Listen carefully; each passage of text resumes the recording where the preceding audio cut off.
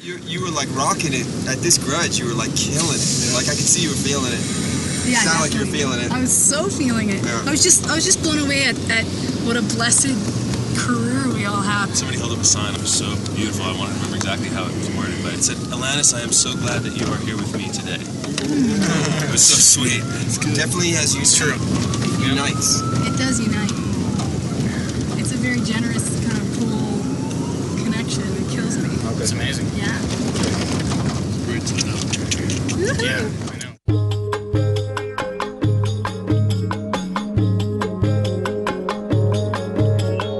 One of the biggest changes over the last year is that there's just so much more balance in my life.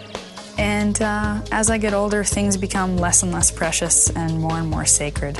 So during the writing of this record, I'm a lot more comfortable, not only in my own skin, but as a producer and as a creator.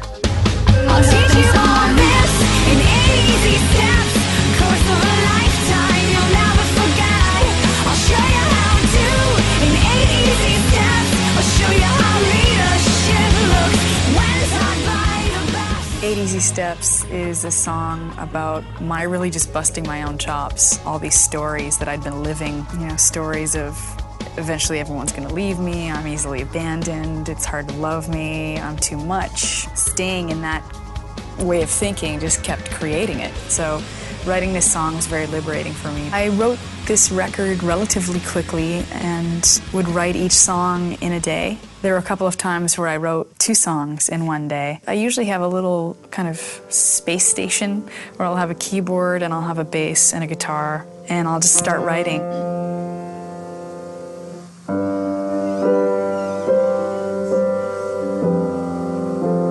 A lot of times I won't write for a while and I'll just journal. And a lot of what it is that I want to ultimately write songs about will become apparent as I flip through my diary pages. And I just kind of take the essence of what it is that I'm writing about and turn it into a 3 or 4 minute song. Yeah, what's this one called anyway? This one's called Doth I Protest Too Much? I worked with Mr. Tim Thorney, who's one of my dearest friends. I also worked with John Shanks, who co-produced with me and with Tim. And I worked with Scott Gordon, who engineered, and Chris Lord-Alge mixed the record. I feel as though for the first few years of producing, I was trying to prove to myself that I could do it and actually just enjoy it. I love being a facilitator, which I think is a huge aspect of producing, and putting a lot of the energy into deciding who to work with. That's where my energy is best spent as a producer, deciding who to surround myself with and who to work with. What she does is she has a tendency of throwing people in a room and watching the kinetic energy work itself out. And once all those people are in a room, the rest is really just kind of getting out of the way and letting it be recorded on tape or whatever else. There is a lot of detail and there's a lot of subtleties and there's a lot of emotion in the lyrics, and you really have to dig in with her, because where she's coming from, you got to do a little homework. I mean, there were a few times there's, a couple of words that, I had to look up. This Grudge? Oh my god, he's acting about it. It's brilliant. 8 Easy Steps. Out is through. Okay. Not all me. It was really a joyous experience. I really learned to appreciate her so much more than I already had. Well, the good thing about Alanis, she just looks at the overall picture, makes sure the story's being told, and that there's some excitement surrounding it. I am playing with David Levita and Jason Orm on guitar, Blair Cinta on drums, Zach Ray on keyboards, and Eric Avery on bass. And I toured with these bandmates that I've been with for about a year. So I hadn't ever really had the opportunity to have them in the studio. So it was a very exciting experience. Wow, so quick. Tim and I were talking about it last night, and basically we're talking up to like the end of next week. It's 8 weeks in the studio. That's pretty quick. Wow. Ooh, what's the name of the album gonna be? I think So-Called Chaos is what it wants to be called. It basically signifies my belief that when we're left to our own devices and we're we're operating at a very high consciousness, that freedom would not equal chaos, that freedom would equal self-governing and self-referring to get our own answers, and that we'd be able to take care of ourselves and each other without any sort of arbitrators or police people or rules or laws or government. I wanna be naked, running through the streets. I wanna invite this circle of chaos that you think I dare not be. I wanna be weightless, flying through the air. I wanna drop all these limitations, put the shoes upon my feet. I am a inner work junkie. I love self-inquiry. All these songs are autobiographical. Every song that I've ever written is really just a snapshot of that period of time in my life. Out is Through is it's a song that I wrote with an element of resignation. In this song, I'm basically writing about the fact that, you know, there is light at the end of the tunnel if I would only go through the tunnel. Every time we're stuck in struggle, I'm down for the count that day. Every time I dream of quick fix, I'm assuaged. Now I know it's hard when it's through, and I'm damned if I don't know quick fix way. What formerly was treatment, silence, now outdated. My tendency to want to run feels unnatural now. The urgency to want to give to you what I want most feels good, and the only way out is through. Faster we're in, the better. The only way out is through. Ultimately, the only way out is through. The only way we'll feel better. The only way out is through. Ultimately, the only way. We have an album. I'm so excited to share this record with people. Every time a new song is created and I'm about to play it live, it's like reintroducing myself in a new light, who I am today as opposed to who I was 2 years ago. You have like completely changed your look. Yeah, Completely. Like, it feels good. I know, it must. It must. It feels so much more like me now. Really? Yeah. I can't get over your hair. I'm like, you don't. I have an image of you, like, you know. Right. And now it's like, oh, who is this person?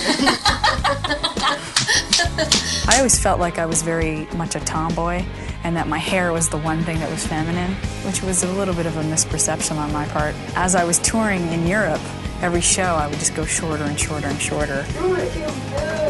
I really just wanted to feel free and not to feel trapped by anything, whether it be my hair, my relationship, or some standard.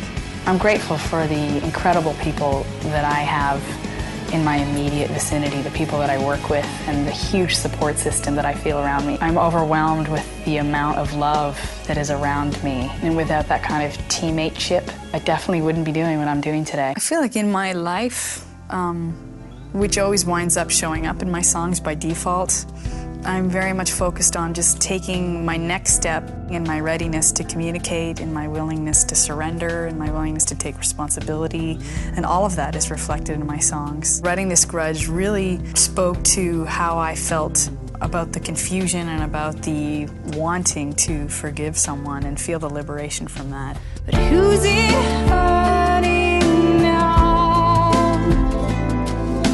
Who's the one that's stuck? And who's it torturing now with an antique knot in the stomach? I wanna be big and let go of this grudge that's grown old all this time. I've not known how to rest this bygone. I wanna be soft and resolved, clean of slate and released. I wanna forgive for the both of us. My intention when I'm up on stage is to be as many parts of me as I possibly can, and to give the people in the audience an opportunity to either relate to it, or to be triggered by it, or repulsed by it, or inspired by it, or pulled forward by it, or be untouched by it. I feel like the reason why I'm up there is so that I can invite people to define themselves in accordance to what it is that I'm doing.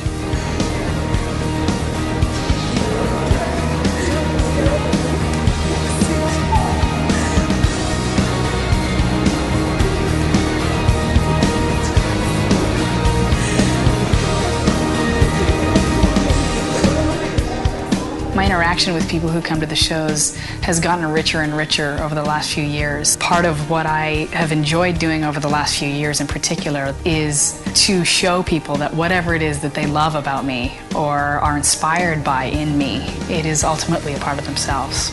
And that's become a big part of my purpose in continuing to be in the public eye. The only reason why I would see any value in sharing my story publicly would be to show people that they're not alone in whatever emotion that they may be experiencing or feeling at that time. We share a culture, same vernacular love of physical humor and time spent alone. You with your penchant for spontaneous advance, for sticky unrests beyond earth and then gone. You are a gift renaissance with a wink, with tendencies for conversations that raise bars. You are a sage who is fueled by compassion, comes to nooks and crannies as balm for all scars. You make the knees of my beast weak tremble and buckle. You make the knees of my beast weak.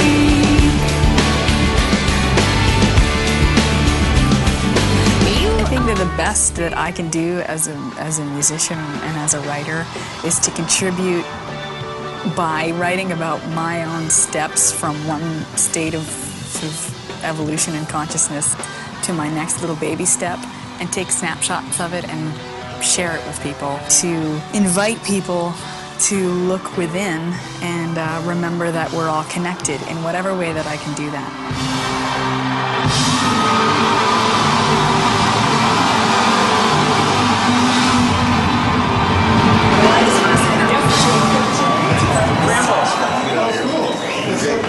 That was so fun, man.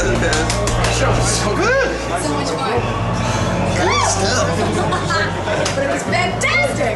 That was super fun. That was really fucking fun. Thank you for letting me share in your lives. Just a bunch of unbelievable people. I can't even think of a better life to have. So thank you guys. Thank you. Cheers. Cheers to that.